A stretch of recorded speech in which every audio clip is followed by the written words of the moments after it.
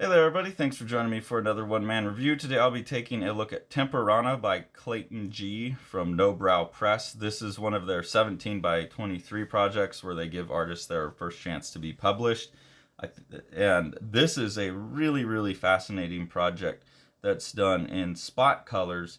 I think you can see here what those colors are. It's cyan, magenta, yellow, and then this green instead of black. And Clayton Jr. does a really good job of creating color palettes based around that and creating imagery based around that. It's a silent comic, and so the story was just a little bit obtuse. It didn't add up to a whole bunch for me. But you can see that with mixing those colors, Clayton Jr. is also able to get some really dark darks. And because this is all in those spot colors, the ink sits on the paper in a really sexy way. It really looks like screen print. But you can see here by combining the magenta and the blue and maybe the green, I don't think so, is able to get these really dark colors here.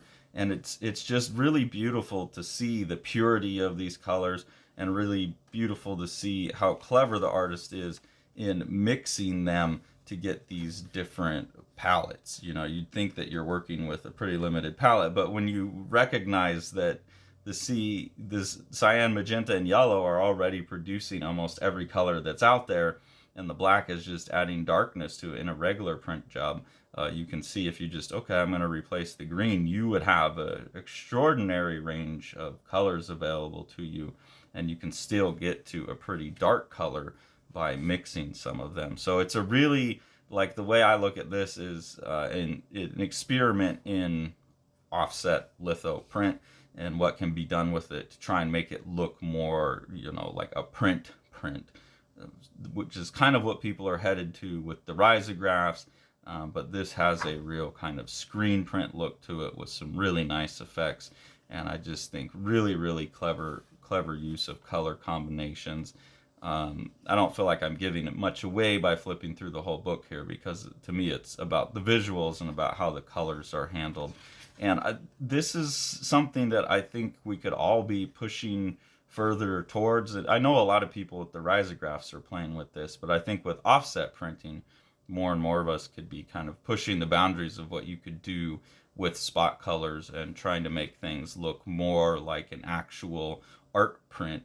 That's one of the things that I really like about Nobrow, is especially their earlier stuff. If you go to their back catalog, they've always got this amazing paper. Their books are always these hardcover, fabric bound books that are just really gorgeous. As things have gotten more expensive, they've cut back on like the hardcovers and whatnot, but they're still obviously committed to these really fine print jobs. And it feels like you're getting a bound collection of handmade prints or something like that. And I think this book, more than any of the other Nobrow stuff I've seen, has that look because the artist leaned into, like this one especially, the way the colors go on top of each other. You can see the yellow setting on top of the blue, like you can see the layers that they're put down in, and that's just, you know, once you develop the eye to see that kind of things, it's really sexy, it's really beautiful to look at. So I appreciate that, and I would love to see more and more books done with this kind of attention to what the colors are capable of ahead of time. So really recommend this book. Just a beautiful little object. This is Temporama by Clayton Jr. from Nobrow Press. So get that, support Clayton Jr. I was able to find him on Instagram and haven't seen much of what he's done since this, but I would like to see more comics by Clayton Jr. And then Nobrow is definitely a company that the comics community should be supporting, because they're putting out some of the best produced, most interesting books out there. They're just gorgeous pieces of art.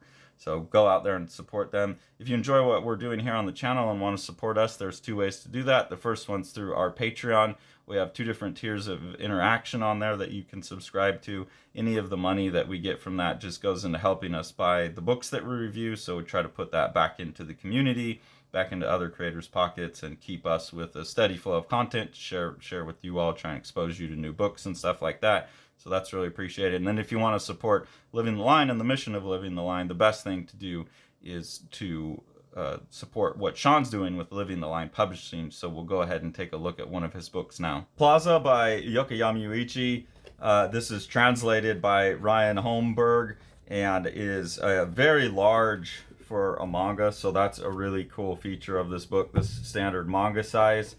And this is just a 200 some odd page representation of what Yokoyama Yuichi thinks of the Carnival parade.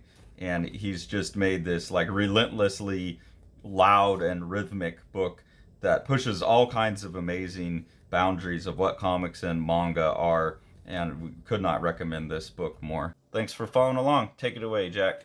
You want to see all these books? Smash that subscribe button and the like button and the bell, and then you get them.